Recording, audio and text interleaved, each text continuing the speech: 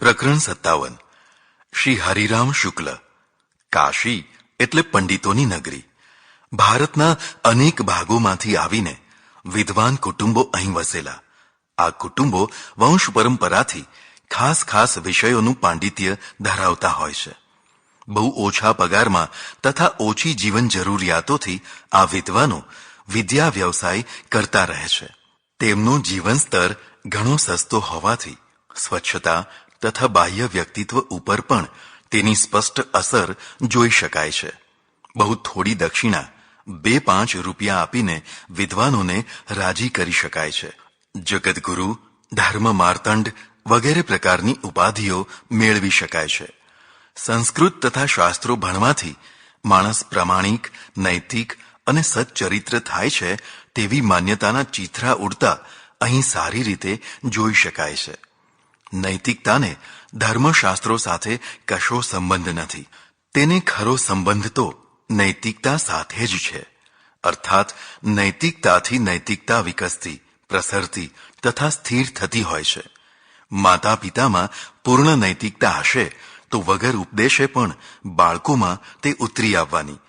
પણ જો માતા પિતા નૈતિકતા વિનાના હશે તો ઘરમાં રોજ ગંગા સ્નાન, દેવદર્શન, ગ્રંથોની પૂજાપાઠ થતી હશે તો પણ બાળકો, અરે નોકરો સુદ્ધા અનૈતિક થઈ જશે.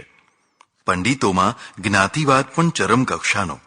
સરયુ પારીણ અને કાન્યકુબ્જ બ્રાહ્મણો પરસ્પરમાં વિખવાદ રાખે.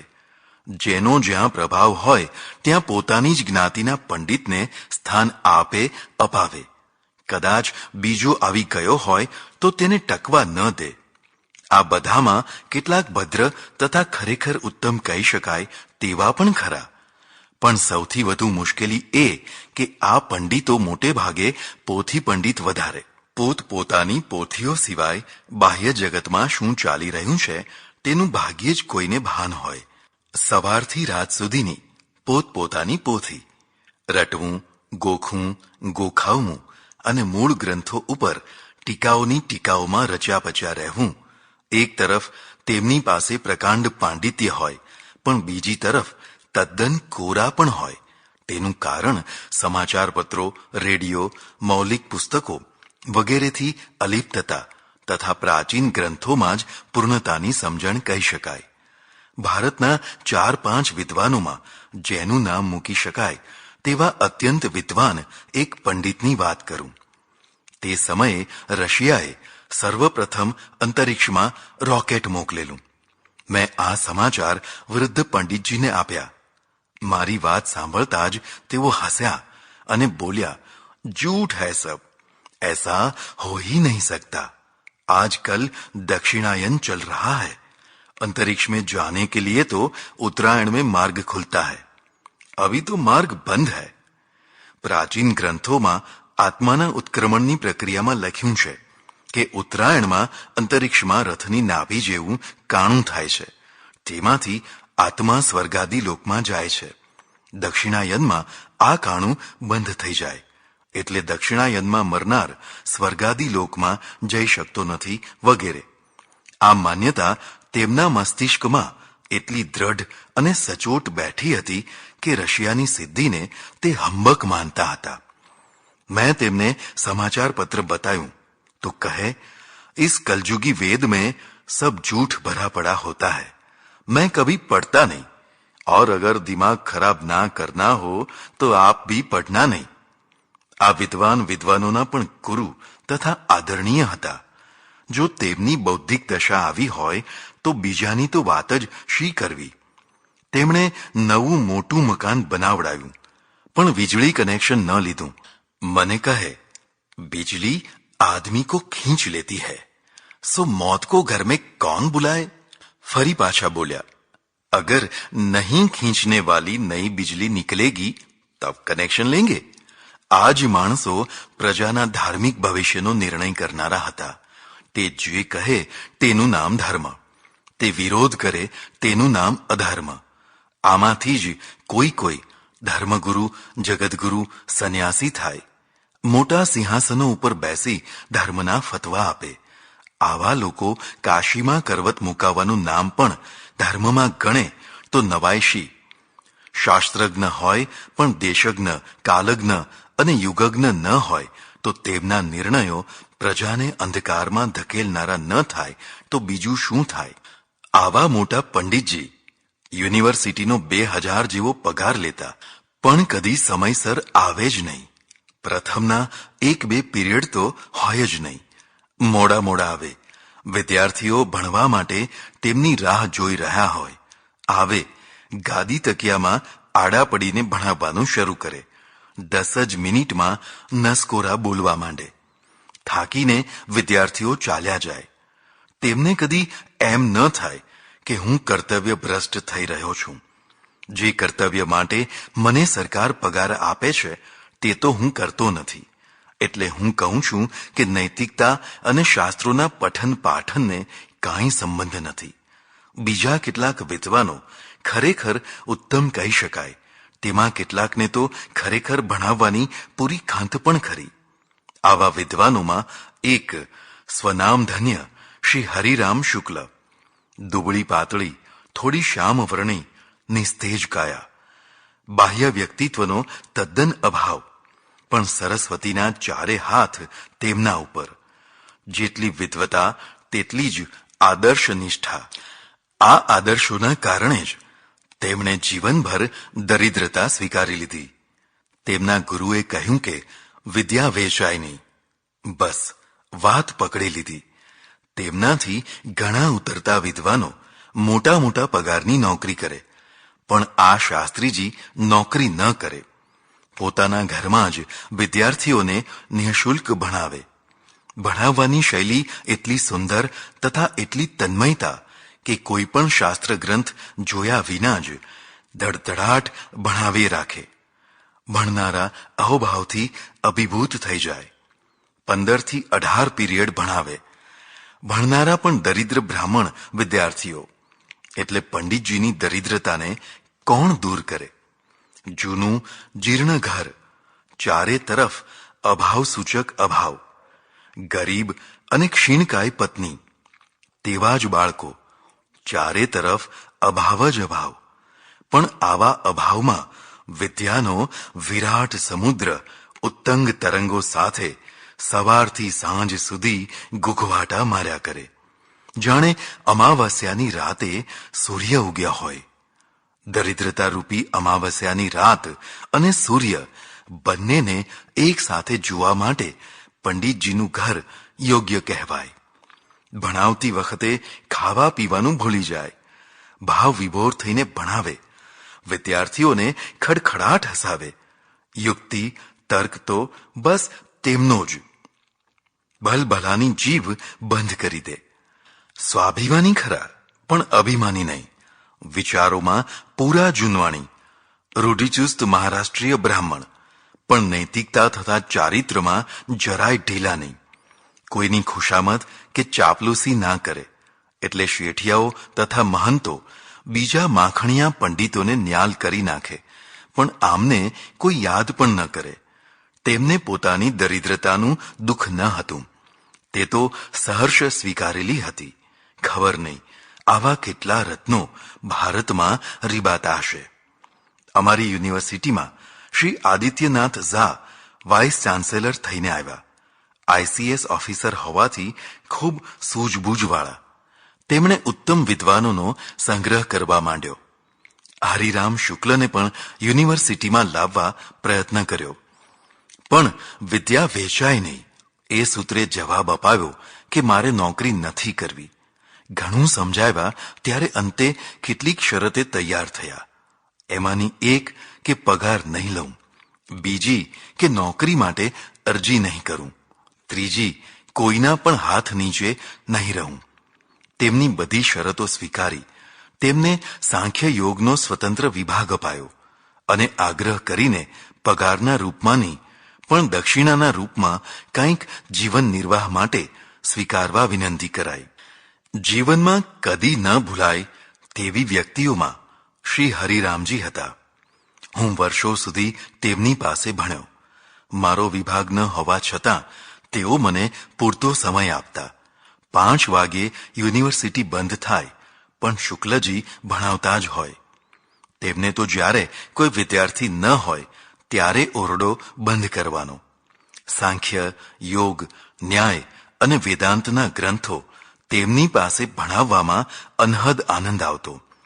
તેઓ તદ્દન જૂનવાણી વિચારવાળા અને હું સુધારક દ્રષ્ટિવાળો.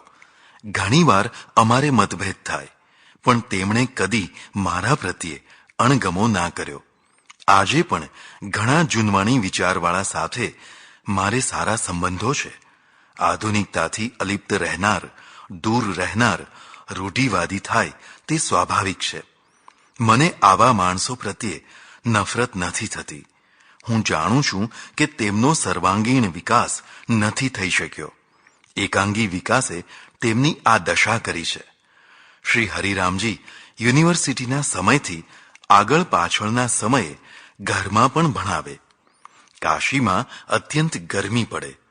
એકવાર રાલીસનો એક ટેબલ પંખો લઈને હું એમને ભેટ આપવા ગયો, કારણ કે આવી ગરમીમાં પણ ઘરમાં પંખો ન મળે. કેટલો આગ્રહ તથા આજીજી કરી ત્યારે માંડ સ્વીકાર્યો. શેવાળમાં કમળની માફક કાશીની વિદ્વત નગરીના કમળોમાં તે એક સુંદર, ભવ્ય તથા વંદનીય કમળ હતું. રૂઢિચુસ્ત એવા કે પોતાના બંને બાળકોને તેમણે અંગ્રેજી ના ભણાવ્યું. મલેચ્છ ભાષા ભણાય જ નહીં, આવી તેમની માન્યતા. મને થાય છે કે જો કાશીવાસ દરમિયાન મને આ પંડિતજી ન મળ્યા હોત તો શાસ્ત્રીય જ્ઞાન પ્રાપ્તિ માટે મને ઘણો અસંતોષ રહી જાત. પ્રકરણ 58. 1962નું યુદ્ધ. હું ખાદી પહેરતો તથા મારા ઓરડામાં મહાત્મા ગાંધીજીનું મોટું ચિત્ર ટાંગી રાખતો. હરિજનો સંબંધી મારા સુધારક વિચારોના કારણે મોટાભાગના સાધુઓ મને ગાંધીવાદી કહેતા. એક વૃદ્ધ મહાત્મા મારા પ્રવચનોથી બહુ ખુશ થતા, પણ જો વચ્ચે ગાંધીજીનું નામ આવી જાય તો વિચલિત થઈ ઉઠતા. તેઓ પાછળથી મને સમજાવતા कि तुम और सब तो ठीक ही बोलते हो, किंतु गांधी का नाम कभी मत लेना, उसने तो धर्म का सत्यानाश कर दिया है. તેઓ સ્વામી કરપાત્રી ગુટના રામ રાજ્યની સ્થાપના વાળા હતા.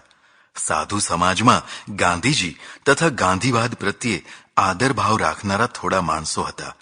જે કોઈ મારા ઓરડામાં આવે તે ગાંધીજીનું વિશાળ ચિત્ર જુએ એટલે થોડું મોઢું બગાડે, પણ હું કોઈની પરવા કરતો નહીં. એવામાં એક ઘટનાએ મારા ઉપર એવો પ્રભાવ નાખ્યો કે હું મહાત્મા ગાંધીજીના અહિંસાવાદથી થોડો દૂર ખસી ગયો. ઈસવીસન 1962માં ચીન સાથે ભારતના સંબંધ બગડ્યા.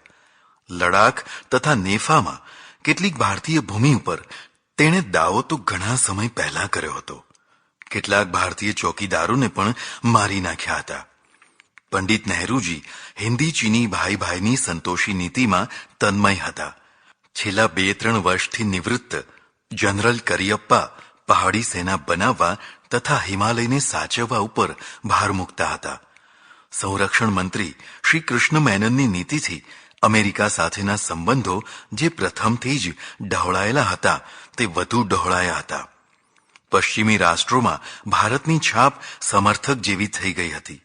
એક તરફ જનરલ કરિયપ્પા જેવા વાસ્તવવાદી માણસો સેનાના નવીનીકરણ ઉપર ભાર મૂકતા હતા, તો બીજી તરફ ગાંધીવાદી મહાનુભાવો સેનાનો ખર્ચ ઘટાડી નાખવા, અરે કોઈ તો સેના વિખેરી નાખવા ઉપર પણ ભાર મૂકતા હતા. શ્રી વિનોબા ભાવે ગાંધીજી કરતા પણ સવાઈ અહિંસાની વાતો કરીને આખા દેશ ઉપર પોતાના વિચારો સ્થાપી રહ્યા હતા.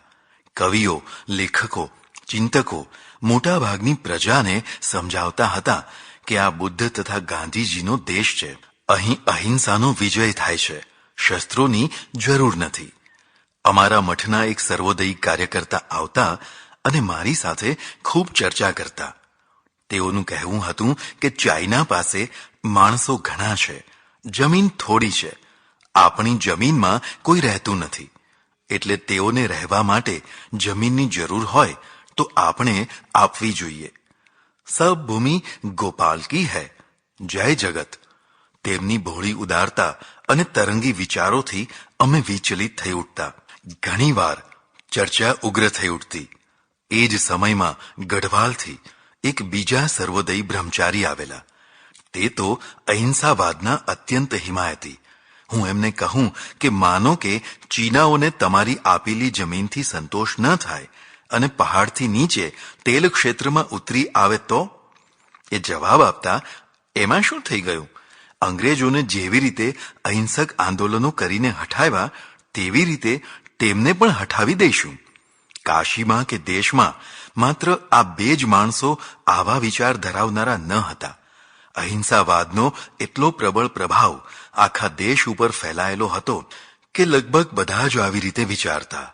જે વાસ્તવદર્શી હતા તેમની નિંદા થતી, તે ફેંકાઈ જતા.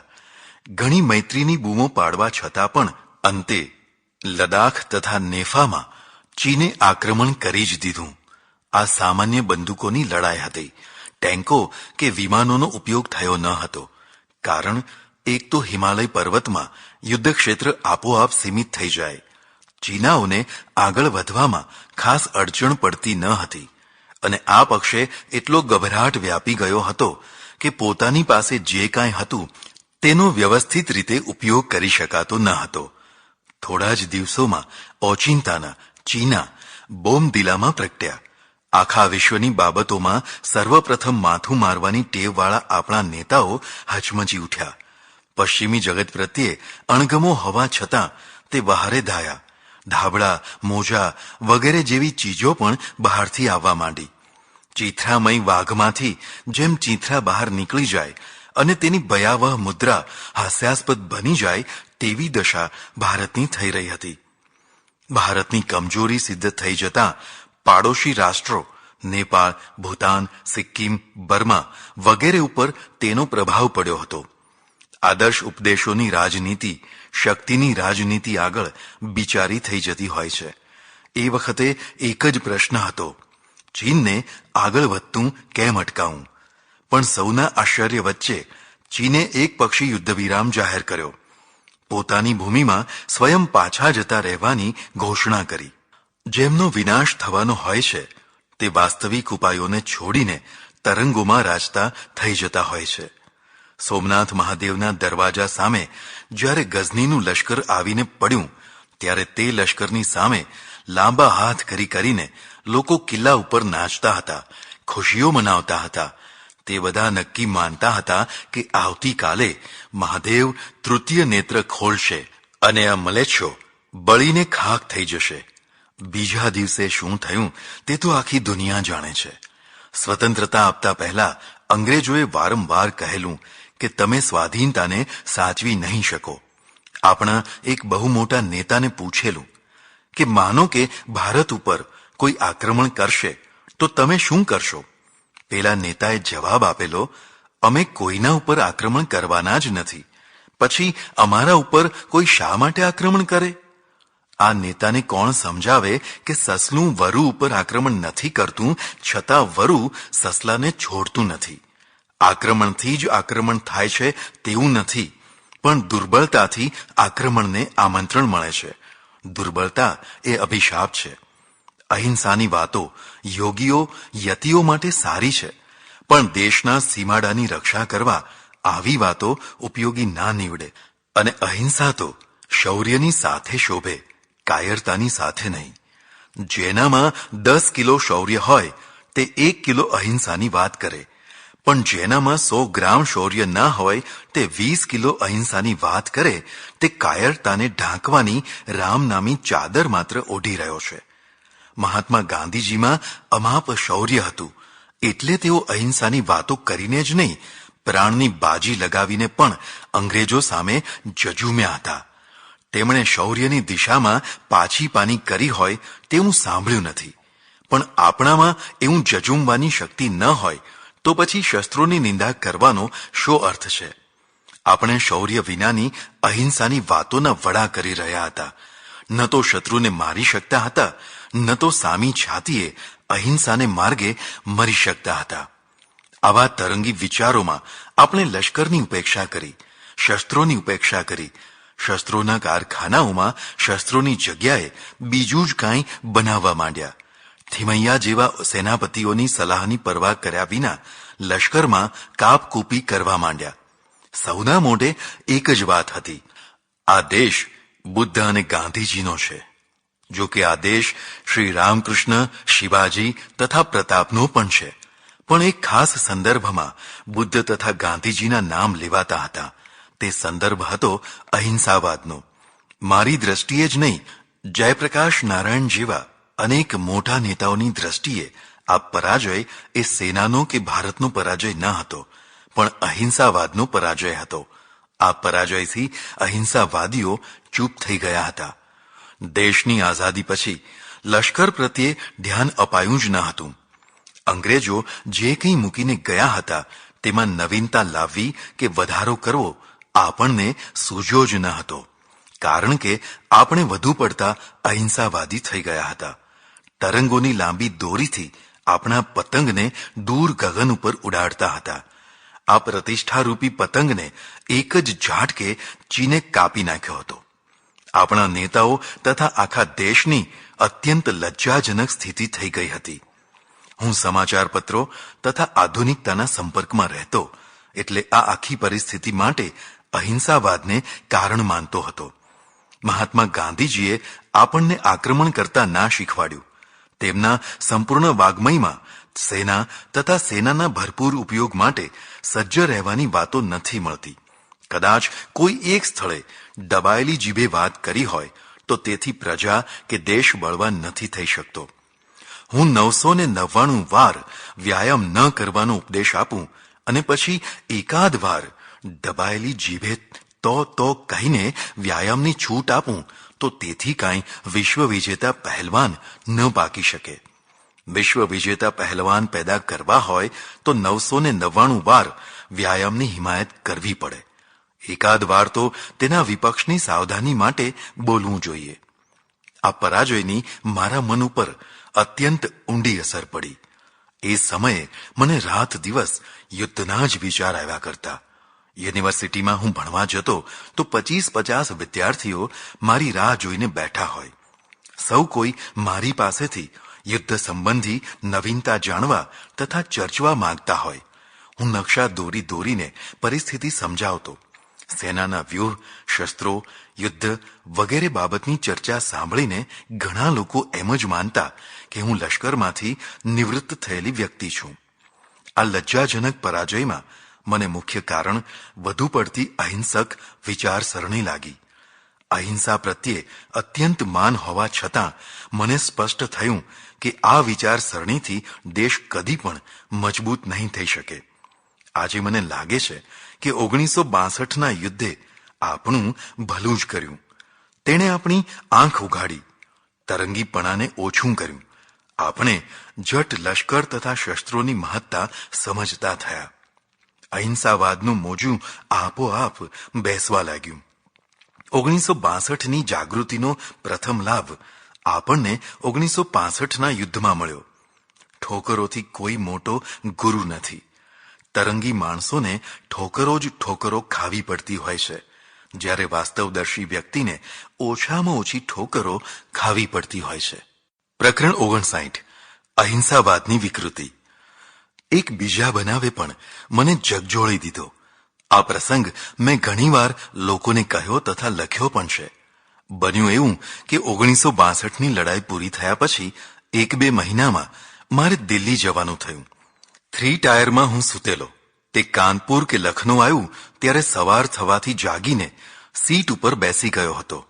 મેં જોયું કે મારી સાથેના 5 માણસો સૈનિકો છે. મને નવું જાણવાની હંમેશા જિજ્ઞાસા રહે છે.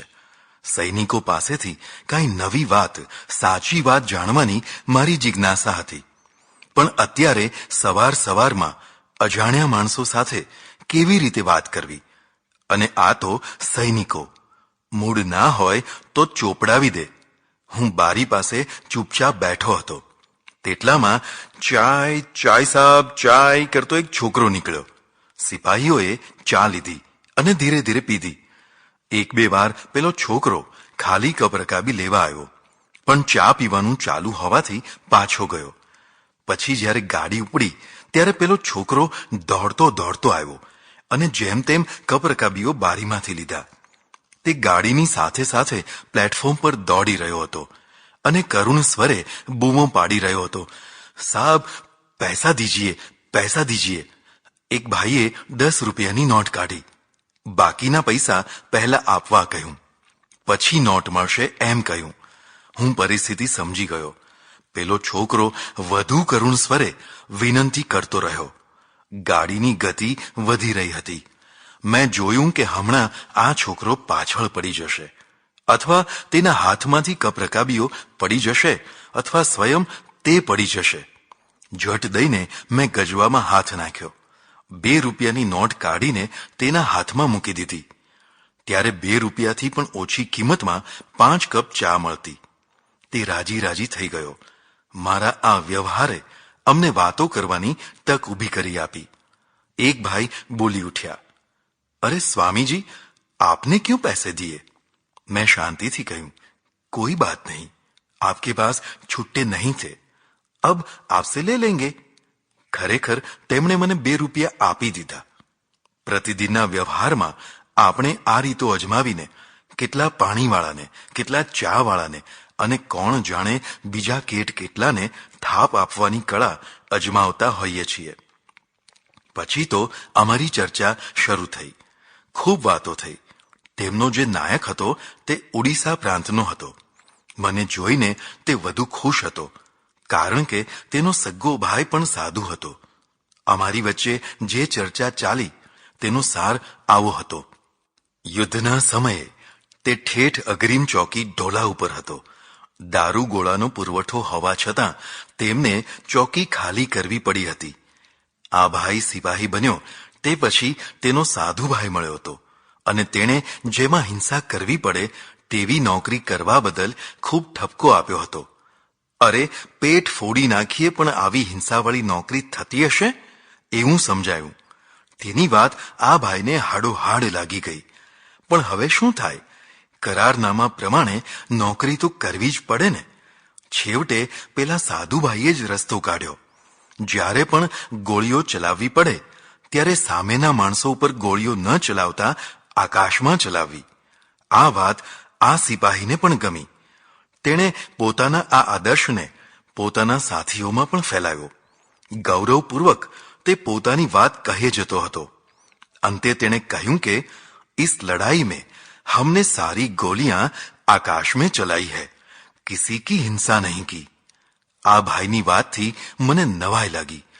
હું સમસમી રહ્યો. ધર્મના વિકૃત અર્થો કરીને કેવા કેવા અનર્થો થઈ શકે છે. ભ્રાંતિઓ ફેલાવીને ધર્મને કેવી રીતે ડુબાડનારી શિલા બનાવી શકાય છે તેનું આ ઉદાહરણ હતું. હિંસા કરવી એ પાપ છે, પણ હિંસાનો ભેદ તો સમજવો જોઈએ ને. એકાંગી રીતે હિંસા માત્રને પાપ માનવામાં આવે તે જ ભ્રાંતિ છે. કોઈ ખાસ સંદર્ભમાં અહિંસા પણ પાપ થઈ જાય. આતતાઈઓના પ્રત્યે અહિંસા રાખવાથી તો અત્યાચાર ભરી અહિંસા જ વધવાની છે. હિંસાને રોકવા માટે પણ કેટલીક વાર થોડી હિંસા કરવી જરૂરી થઈ જતી હોય છે. એક પાગલ ટોળું કોઈ કુટુંબને ઘરમાં પૂરીને આગ લગાડતું હોય તો તેને વિખેરવા ગોળીબાર કરવો જરૂરી થઈ જતો હોય છે. સંતુલિત ધર્મ વ્યાખ્યાની જગ્યાએ જ્યારે એકાંગી ધર્મ વ્યાખ્યાઓ થવા લાગે ત્યારે આવી સ્થિતિ થતી હોય છે. પેલા ભાઈની વાતથી હું થોડો ઉગ્ર થઈ ગયો. એક રક્ષક સિપાહી આવું કરે તેની હું કલ્પના કરી શકતો નહોતો.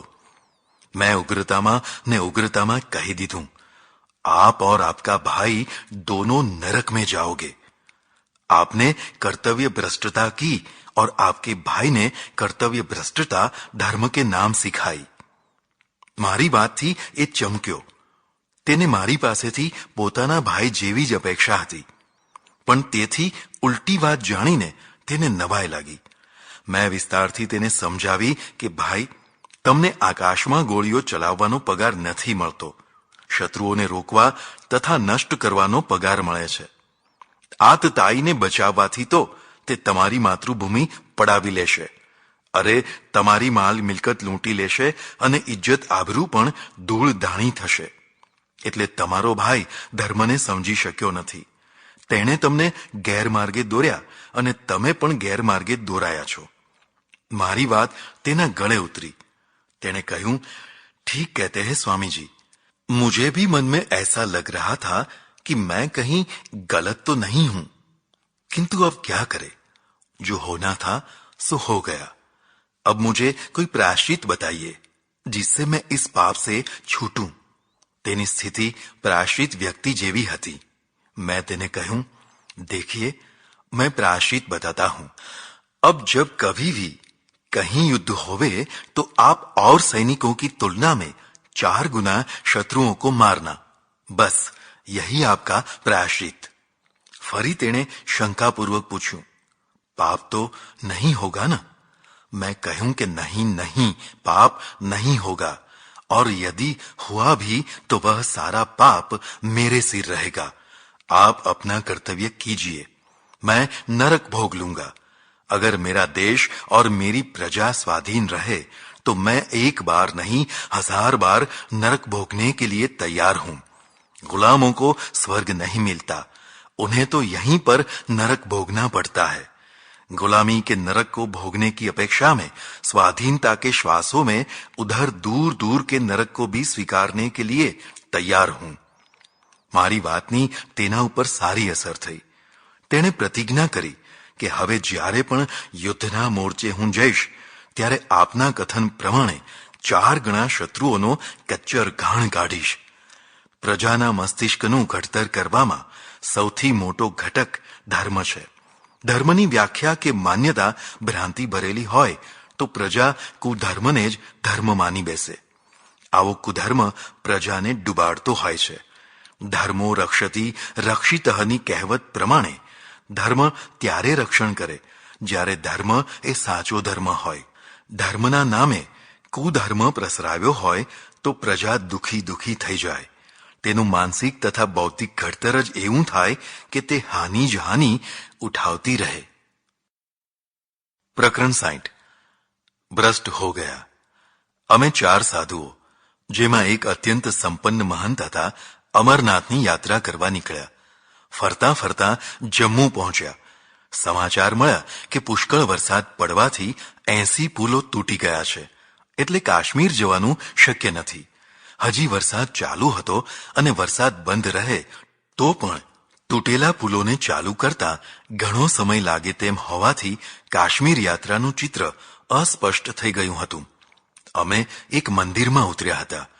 અમારી જ માફક ઘણા યાત્રાળુઓ જમ્મુમાં ઉતર્યા હતા. કેટલાક નિરાશ થઈને પાછા ફરી રહ્યા હતા. અમારી વચ્ચે પણ મતભેદ થઈ ગયો હતો. મારું કથન હતું કે હવે આવ્યા છીએ તો કોઈ પણ ભોગે યાત્રા પૂરી કરવી. મહંતજીનું કથન હતું કે ના, પાછા ફરવું. સાહસ કરવા જેવું નથી. તે વખતે જમ્મુથી શ્રીનગરના વિમાન પ્રવાસનો ખર્ચ 45 રૂપિયા આવતો. મારો આગ્રહ હતો કે આપણે 4 વિમાનમાં શ્રીનગર જઈએ, પણ ધનાઢ્ય મહંતજી તે માટે તૈયાર ન હતા. મેં જણાવી દીધું કે તમે કોઈ નહીં આવો તો હું એકલો જઈશ. બસો નહીં ચાલે તો પગપાળો જઈશ. રેલમાં તણાઈ જવું પડશે તો તણાઈ જઈશ, પણ પાછો નહીં ફરું. મારી મક્કમતા બાકીના 3ને ગમતી ન હતી.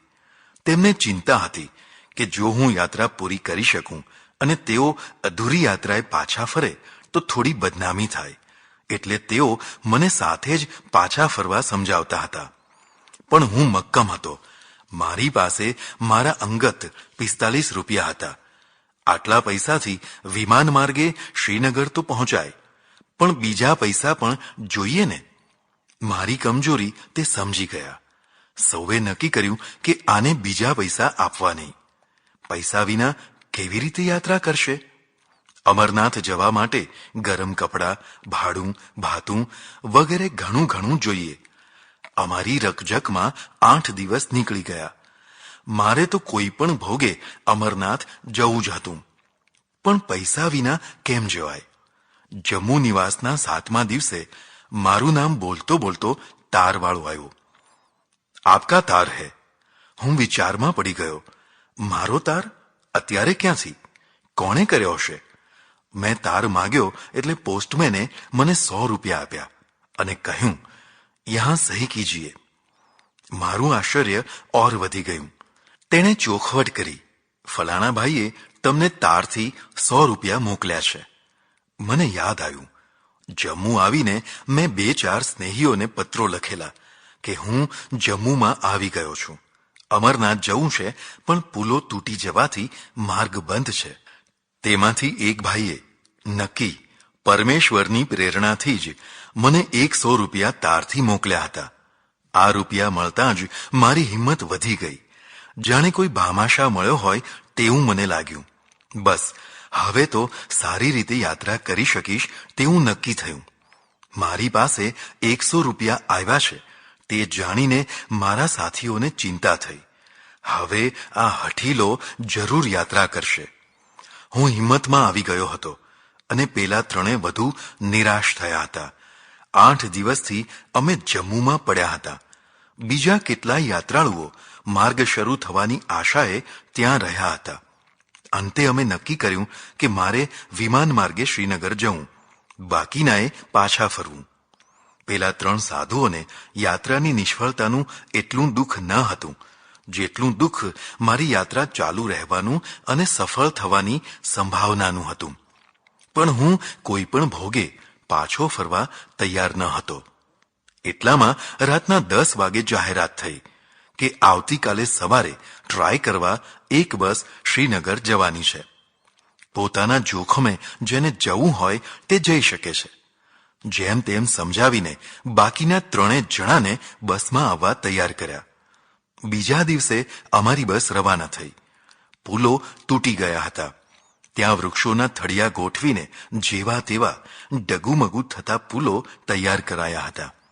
અમારી બસના ડ્રાઈવર એક કુશળ અને હિંમતવાળા સરદારજી હતા. આવો પુલ આવે કે તરત જ આખી બસ ખાલી થઈ જાય, કારણ કે આ નવા અને અવિશ્વસનીય પુલો ઉપર ચાલવું એ સ્પષ્ટ જોખમ હતું. કેટલાક સ્થળે પહેલાની પડી ચૂકેલી બસો તથા ટ્રકો જોઈને વધુ ભયંકર લાગતો હતો. સરદારજીને મેં કહેલું કે હું બસમાંથી નહીં ઉતરું. મરશું તો આપણે બંને સાથે મરશું. તમે એકલા જ ઊંડી ખીણમાં પડો તે ઠીક નહીં. મારી મૂર્ખામી ઉપર સૌ હસતા. મારા સાથીદારોને તો નક્કી જ થઈ ગયું હતું કે આનું ભેજું ચસકી ગયું છે. ઈશ્વરની કૃપા જ હતી કે અમને કશું જ ન થયું. 8 કલાકમાં શ્રીનગર પહોંચતી બસ ઠેઠ બીજા દિવસે શ્રીનગર પહોંચી. અમારા મહંતજી બહુ કર્મકાંડી હતા. લગભગ 3 મણ વજનવાળી લોખંડની પેટીમાં તેમના કેટલાક ઠાકોરજીઓ તથા પૂજાની અન્ય વસ્તુઓ ભરી હતી. યાત્રામાં આટલા બધા ઠાકોરજીઓ ન લેતા માત્ર એકાદ લેવાની મારી સલાહ તેમને જરા પણ ગમી ન હતી. બસના છાપરા ઉપરથી બધા સામાનની સાથે પેલી પેટી પણ મજૂરે ઉતારી તથા ઘોડાગાડીમાં ગોઠવી આપી. ત્યારે તેનો દેખાવ જોઈને મહંતજીએ મને પૂછ્યું, યહ કિસ જાતિ કા હૈ? મેં તેઓને કહ્યું કે અહીં 95% વસ્તી મુસ્લિમ છે, એટલે જાતિ પૂછવાનો કશો અર્થ નથી. અહીં બધું જ કામ મુસ્લિમો દ્વારા થાય છે. મારી વાત સાંભળીને તે આકુળ વ્યાકુળ થઈ ગયા. हमारे सब ठाकुरजियों को भ्रष्ट कर दिया. कोई हिंदू कुली नहीं मिला. अब क्या होगा? તેમની વ્યગ્રતા અને વ્યાકુળતા ઘોડાગાડીની ગતિ કરતા પણ વધુ ગતિથી વધી રહી હતી. મેં તેઓને સમજાવ્યા કે અહીં હિન્દુ કુલી મળવો શક્ય ન હતો. એટલે મુસ્લિમ કુલી પાસે પેટી ઉતરાવી અને કહ્યું, ચિંતા ન કરો, ઠાકોરજી કદી ભ્રષ્ટ થાય જ નહીં. જે ભ્રષ્ટ થાય તે ભગવાન જ ન હોય. ભગવાન તો ભ્રષ્ટને પણ શુદ્ધ કરે. મારી ફિલસૂફી તેમના ગળે ઉતરતી ન હતી. હિન્દુ ધર્મને વિશ્વનો સૌથી આભડછેટીયો ધર્મ કહી શકાય. જેમ જેમ તમે વધુને વધુ ધર્મનું પાલન કરો તેમ તેમ તમને વધુને વધુ ભ્રષ્ટ થઈ જવાના કારણો મળતા રહે. જેટલા જલ્દી તમે ભ્રષ્ટ થઈ જાઓ તેટલા જ લોકોમાં તમને વધુ શુદ્ધ ગણવામાં આવે. અંતે અમે સૌ એક પરિચિત મઠમાં પહોંચ્યા. મહંતજીના આ ભ્રષ્ટ થઈ ગયેલા ઠાકોરજીવાળી પૂજા પેટી અમે સૌએ જાતે ઉતારી. બીજો કોઈ કુલી વગેરેને અડવા ન દીધા. જે મઠમાં અમે ઉતર્યા હતા ત્યાં જોયું તો પાણી ભરનાર, કચરા વાસણનું કામ કરનાર તથા બીજા નાના મોટા કામ કરનાર બધા જ નોકરો મુસ્લિમ હતા. તેઓ બધે જ હરતા ફરતા હતા. કશું કોઈ અવડાતું ન હતું. મહંતજીને જ્યારે ખબર પડી કે અહીં બધું કામ મુસ્લિમોના જ હાથે કામ થઈ રહ્યું છે, ત્યારે તેઓ બહુ દુઃખી થયા. અરે, इस मलेच्छ देश में मैं कहां से आ गया. મને ચિંતા હતી કે તેઓ ક્યાંક ખાવાનું જ બંધ ના કરી બેસે. આભડછેટની મનોવૃત્તિ માણસના મનમાં એટલી ઊંડી બેસાડાય છે કે માણસ જીવનભર ડગલે ને પગલે તેમાં અટવાયા કરે છે. સાચો ધર્મ તો બાજુએ રહ્યો, પણ આ આભડછેટિયા ધર્મની શિલાઓ ગળે બાંધીને ધાર્મિકતાનો ડોળ દંભ કર્યા કરે. અમે ઉતર્યા હતા તે મઠના અધ્યક્ષ શ્રી ભલા તથા સમજુ હતા. તેમણે મહંતજીને શાંતિથી સમજાવ્યા, અહીં કાશ્મીરમાં કોઈ અભડાતું નથી. અહીં રહો ત્યાં સુધી તમે પણ અભડાવાના નથી. પાછા જમ્મુ જાઓ તે પછી પાછી હતી તેવી જ પદ્ધતિ ચાલુ રાખશો. કચવાતા મને તેમણે અધ્યક્ષની સલાહ માની. પેલી 3 મણની પૂજાની પેટી અમને મઠ સુધી નડતી રહી. પહેલગામથી જે ઘોડા કર્યા માલસામાન લઈ જવા, તેમાં આ પેટીનો મેળ જ ના બેસે. એક તરફ 3 મણની પેટી મુકાય તો પોઠની માફક બીજી તરફ પણ 3 મણ વજન મૂકવું પડે તો જ સંતુલન રહે. પણ 6 મણ વજન તો ઘોડું ઉપાડી ન શકે. હવે શું કરવું? સૌ યાત્રાળુઓ ચાલી નીકળ્યા, પણ આ પેટીના કારણે અમે 3 કલાક મોડા પડ્યા. ફરી શ્રીનગરમાં મેં સલાહ આપેલી કે આ પેટીને હલકી કરી નાખો. વધારાના ઠાકોરજીઓ અહીં મૂકી દો. પણ મહંતજીને તો એકે ઠાકોરજી વધારાના ન હતા. તેમણે આખી પેટી અકબંધ લીધેલી. માલ સામાનની જેમ તેમ અમે વ્યવસ્થા કરીને નીકળ્યા. સૌથી પાછળ ચંદનવાડી પહોંચ્યા. જેમ તેમ જમ્યા અને રાત રોકાયા. જેમ તેમ એટલા માટે કે પાણી એટલું બધું ઠંડુ કે અડો તો જાણે વીંછી કરડ્યો હોય તેવું લાગે.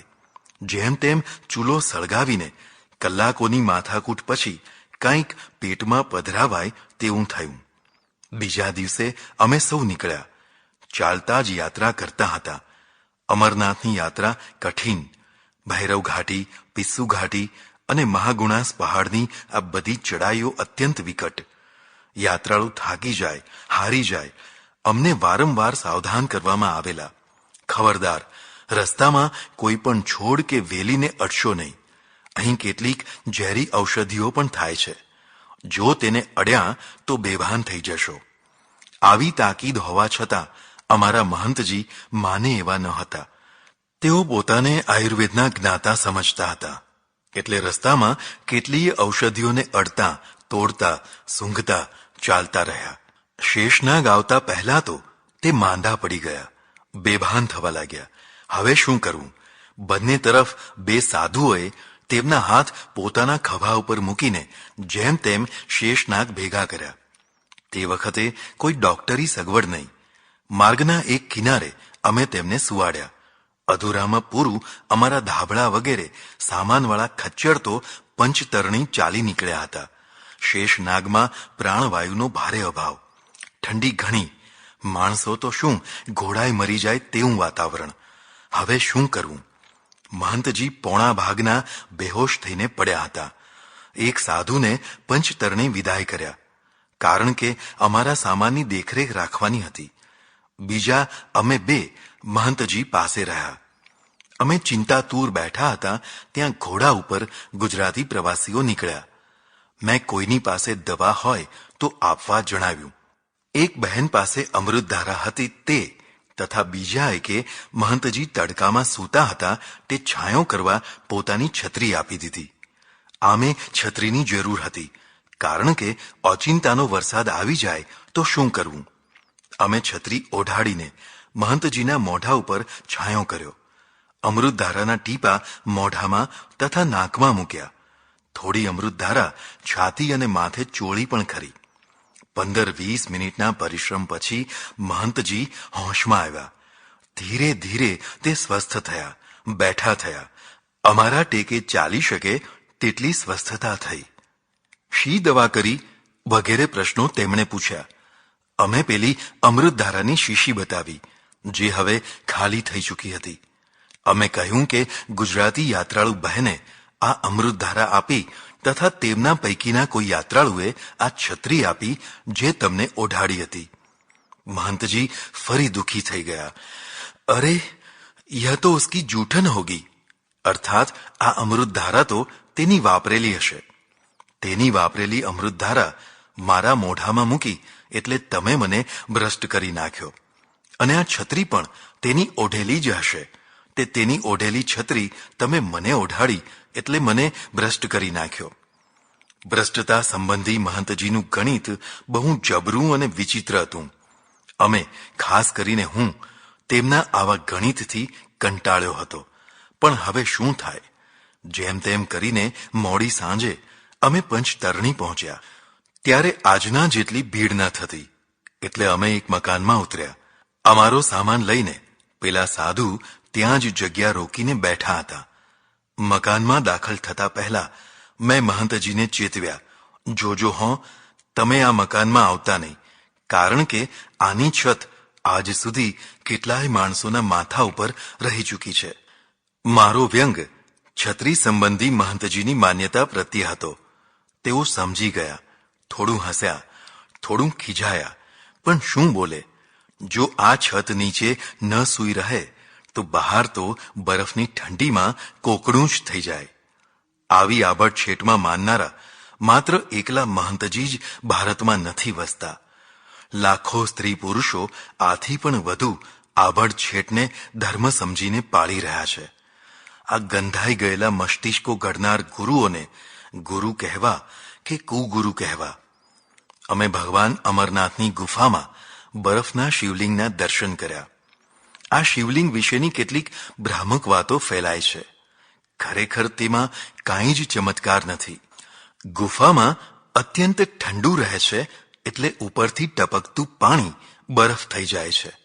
આવા બરફના 3-4 ઢગલાને પૂજારીઓ શિવજી, ગણેશજી, પાર્વતી વગેરે નામ આપે છે.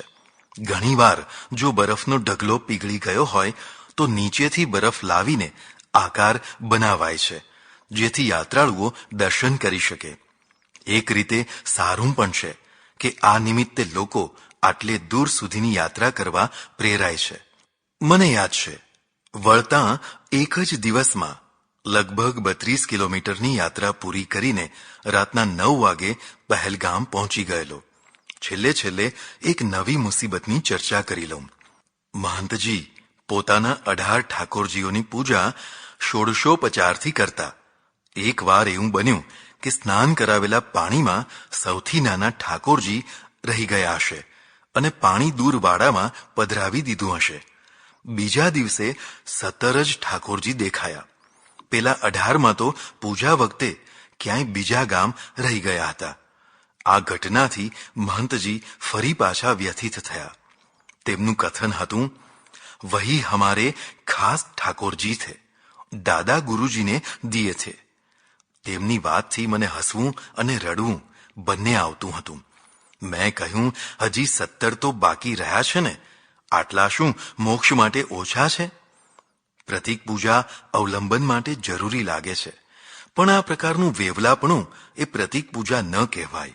આ તો અનિશ્ચિતતા અને અવ્યવસ્થા જ કહેવાય. પ્રકરણ 61. ગુરુ કરાવો. હિન્દુ પ્રજા માત્ર ધર્મ, સંપ્રદાય, પંથ કે જાતિથી જ વિભાજિત નથી, પણ તે કેટલીક વાર આદર્શોથી પણ વિભાજિત થાય છે. વિશ્વના બીજા ધર્મોમાં ભાગ્યે જ જોવા મળે તેવી એક પ્રથા હિન્દુ પ્રજામાં છે. તે છે ગુરુ કરવાની પ્રથા. ખ્રિસ્તીઓ, પાદરીઓ વગેરે ધર્માધિકારીઓ માને છે, કારણ કે તે નિશ્ચિત ધર્મ તથા શાસ્ત્રને માને છે. પણ કોઈ પણ પાદરી ઈશુની જગ્યાએ ઈશુની સાથે પોતાની પૂજા નથી કરાવતો. તે એક પેઢીના મુનિમ જેવું કામ કરે છે. પેઢીની મહત્તા વધે એમાં જ તેની શક્તિ લાગે છે. મુસ્લિમો પાસે કોઈ પોપ, કાર્ડિનલ, આર્ચ બિશપ કે બિશપ જેવી શાસકીય વ્યવસ્થા નથી, છતાં પૂરી પ્રજા સૌથી વધુ સંગઠિત થઈને રહે છે, કારણ કે પ્રત્યેક મુસ્લિમ ઇસ્લામ નામના સિદ્ધાંતને સમર્પિત છે, કોઈ વ્યક્તિને નહીં. હજારો વ્યક્તિઓ આવીને ગઈ. તેમનું જ્ઞાન તથા જીવનના આદર્શો પ્રેરણા આપતા થાય તે જરૂરી છે, પણ પ્રજા તો સિદ્ધાંતોને પ્રેરિત થઈ હોવાથી વ્યક્તિના જવાથી વ્યક્તિમાં ખાલીપણું નથી આવી જતું. સિદ્ધાંતોના સહારે સંગઠન સુરક્ષિત રહી શકે છે. સિદ્ધાંતોને સમર્પિત પ્રજા અને વ્યક્તિને સમર્પિત પ્રજામાં આ મુદ્દાનો ભેદ રહે છે. હિન્દુ પ્રજા મુખ્યતઃ વ્યક્તિ સમર્પિત પ્રજા હોવાથી વ્યક્તિઓની પ્રતિભાના માધ્યમથી તે અસંખ્ય સંપ્રદાયો, પંથો, મંડળો વગેરેમાં વિભાજિત થઈ છે અને થતી રહે છે. ધાર્મિક ક્ષેત્રમાં પ્રજાને અનુયાયી બનાવવા માટે બહુ સરસ માર્ગ ગુરુ થવાનો છે. પ્રથમ તમે ગુરુ થાઓ. તમારો પ્રભાવ, પ્રતાપ અને ક્ષમતા બધું પોતાની ગુરુતાને ચમકાવવામાં ખર્ચો. તમારી પોતાની નવાઈ વચ્ચે હજારો લોકો તમારા અનુયાયી થશે. ટોળું ટોળાને વધારે તે નિયમ પ્રમાણે તમારું ટોળું બીજા માણસોને પોતાના તરફ ખેંચીને તમારા અનુયાયીઓની સંખ્યા વધારતું રહેશે. સંખ્યાનો વધારો સૌને નોંધ લેવા વિવશ કરશે. વોટ લેનારથી માંડીને સૌને થશે કે આ વ્યક્તિના સહયોગથી લાભ થઈ શકે તેમ છે. એટલે તમારી ચારે તરફ રાજકીય નેતાઓ, વેપારીઓ વગેરે સૌ કોઈ ઉભરાવા લાગશે. એક વ્યક્તિને કેન્દ્રમાં રાખીને એક વાતાવરણ ઊભું થશે, જે અનુકૂળ માણસોને તો પ્રભાવિત કરશે જ, પ્રતિકૂળ માણસોને પણ તેની નોંધ લેવા ફરજ પાડશે. આવી કેન્દ્રીય વ્યક્તિ પોતાની જયંતી, ષષ્ઠી વગેરે અનેક પ્રસંગોને ધામધૂમથી ઉજવતી હોય છે. તેનો બાહ્ય પ્રભાવ તેના ટોળાને વધારવામાં તથા વિરોધીઓને દબાવવામાં ભાગ ભજવતો હોય છે. સૌથી વધુ મજાની વાત તો તે થતી હોય છે કે આવું પ્રત્યેક ટોળું ધર્મની રક્ષા તથા સંસ્કૃતિની રક્ષાની ગગનભેદી બૂમો પાડતું હોય છે. ધર્મ તથા સંસ્કૃતિની રક્ષાની આ રીતે વાતો કરનારા ખરેખર તો પ્રજાને વિભાજિત જ કરતા હોય છે. આવા વિભાજનથી ધર્મ તથા સંસ્કૃતિ બંને દુર્બળ થતા હોય છે. પણ મૂળ પ્રશ્ન એ થાય છે કે આવા વિભાજન કેમ થાય છે? કારણ કે પ્રજા વ્યક્તિને સમર્પિત થાય છે, સિદ્ધાંતોને નહીં. કેન્દ્રીય વ્યક્તિઓ આવા વ્યક્તિ સમર્પણને ધર્મ તથા સંસ્કૃતિનું પ્રથમ અને મહત્વનું અંગ બનાવી દેતી હોય છે. ધર્મ તથા સંસ્કૃતિના જય જયકાર કરતા પણ કેન્દ્રીય વ્યક્તિનો જય જયકાર થયા કરતો હોય છે. આવી વ્યક્તિ સમર્પિત પ્રજા સિદ્ધાંત સમર્પિત પ્રજાની તુલનામાં વધુ વિભાજિત તથા વધુ અવ્યવસ્થિત રહેવાની જ. આ મૂળ દુર્બળતાને દૂર કરવાની જગ્યાએ તેને પોષણ આપવાનું કામ કેન્દ્રીય વ્યક્તિ તરફથી થતું હોય છે. જેમ કે પોતાના અનુયાયીઓને પોતાના વંશ વારસદારોની મિલકત સમજીને વહેંચી દેવી. આવી રીતે પ્રજા ફરી ફરીને વિભાજિત થતી રહે છે.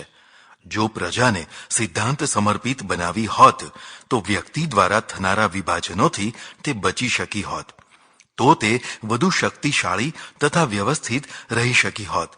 પણ એવું નથી થઈ શક્યું, હજી પણ નથી થઈ શકતું. કારણ કે આપણે વ્યક્તિને ભગવાન કે ભગવાન તુલ્ય માની લેવાની બીમારીથી પીડાઈએ છીએ. હું કાશીમાં રહેતો ત્યારે મને ઘણીવાર યુપી તથા બિહારના ગામડા જોવાની ઈચ્છા થતી. એકવાર મહંતજી પોતાની જમાત લઈને પોતાના 2 લાખ ગૃહસ્થ શિષ્યોમાં વિચરણ કરવા નીકળતા હતા. હું તેમની સાથે થઈ ગયો. મારે ગામડા જોવા હતા. મહંતજી પાલખીમાં ચાલે. પાલખીને ભોઈ લોકો ઉપાડે. એક ગામથી બીજા ગામે વિચરણ થાય.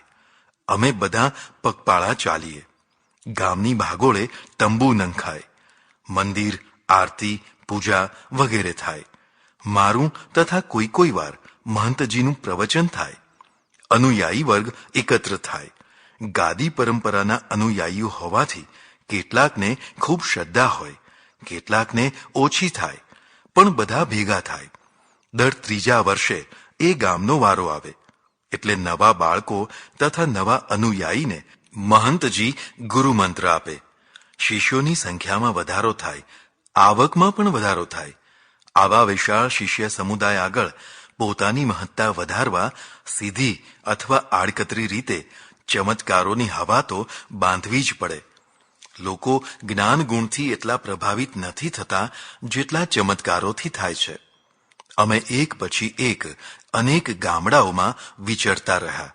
મેં જોયું કે પ્રત્યેક ગામમાં ઓછામાં ઓછા 4-5 પંથો તો હોય જ છે. પ્રત્યેક પંથના ગુરુ લોકો પ્રથમ તકેદારી એ રાખતા હોય છે કે પોતાના અનુયાયી કોઈ બીજા પંથમાં કે ગુરુમાં રસ્તો નથી ધરાવતા ને. જો કોઈ વ્યક્તિમાં આવી વૃત્તિ જોવા મળે તો તેને તેમ કરતા અટકાવવામાં આવે તે પ્રજા વચ્ચે એક દિવાલ ઊભી થઈ જાય. આવી દિવાલ કેટલીક વાર પાડોશીની નિંદા કે અસહિષ્ણુતાનું કામ પણ કરે. પોતાના પંથની શ્રેષ્ઠતા તથા બીજાની હીનતા બતાવવાની પ્રેરણા આ વિભાજનમાંથી મળે.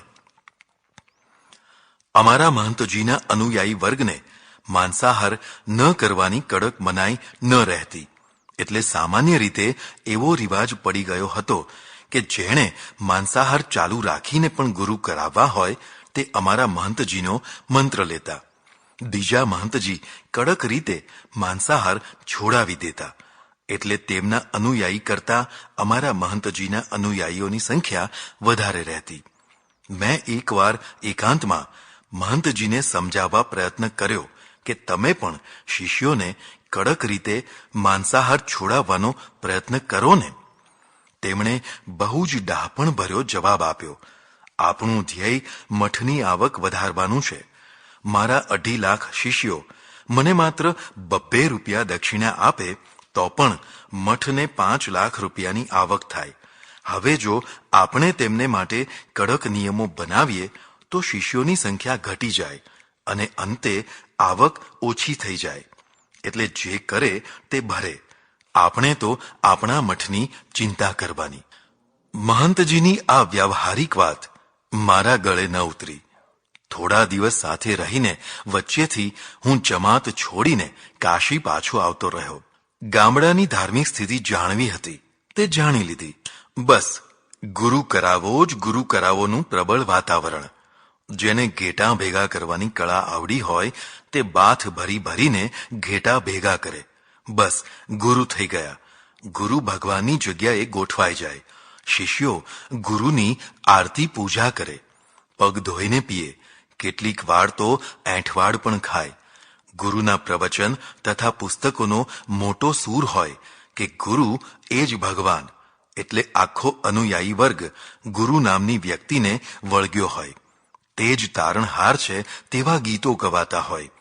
ગુરુ મહિમાની આગળ ઈશ્વર મહિમા લુપ્ત થઈ ગયો હોય. આવી રીતે ગુરુ દ્વારા પદ્ધતિસર ઈશ્વર વિમુખતા ફેલાવાતી હોય.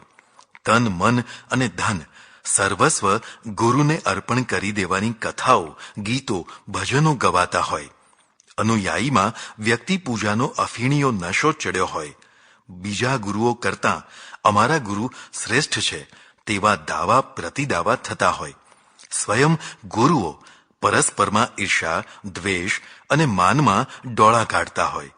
આવા વાતાવરણનું નામ ધર્મ તથા સંસ્કૃતિ કહેવાતું હોય તો પ્રજાનું કલ્યાણ થાય કે અકલ્યાણ તે કહેવાની જરૂર નથી. ખરેખર શું હોવું જોઈએ? પ્રજાને સિદ્ધાંતો પ્રત્યે સમર્પિત કરનારા ધર્મ પ્રચારકો હોવા જોઈએ. વ્યક્તિ પૂજાથી બચનારા તથા બચાવનારા ધર્મ પ્રચારકો હોવા જોઈએ. ઈશ્વરનો મહિમા તથા સિદ્ધાંતોની નિષ્ઠા દ્રઢ કરાવનારા ધર્મ પ્રચારકો હોવા જોઈએ. ગુરુ કરાવવાના નામે પ્રજાને વધુને વધુ વિભાજિત કરનારા તથા અવ્યવસ્થા ફેલાવનારા ગુરુઓથી છુટકારો મળે તો જ આ સંભવ છે. ગુરુ કરાવ્યા વિના પણ કલ્યાણ થઈ શકે છે તે સરળ વાત પણ જો પ્રજા ન સમજી શકે તો તેમના માટે ગુરુ લોભી શિષ્ય લાલચી, દોનો ખેલે દાવ, દોનો બૂढ़े બાપુડે, બેઠ પથ્થર કી નાવ, કબીરનો આ દોહરો યોગ્ય જ ગણાય.